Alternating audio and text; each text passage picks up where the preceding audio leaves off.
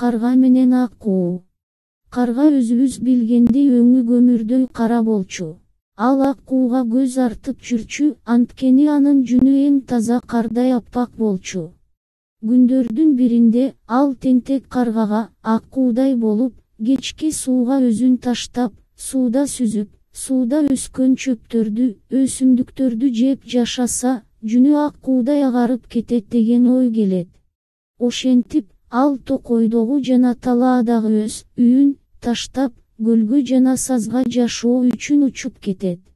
Бирок эртеден кечке жуунуп тазаланып, сууга чөгүп кете жаздаса да, жүндөрү мурдагыдай капкара бойдон кала берет. Ал жеген суудагы чөптөр, балырлар анын табиятына туура келбегендиктен улам акырындан арыктап акыры өлүп калат. Адеп ахлак, адаттарды өзгөртүү, жаратылышты өзгөртпөйт.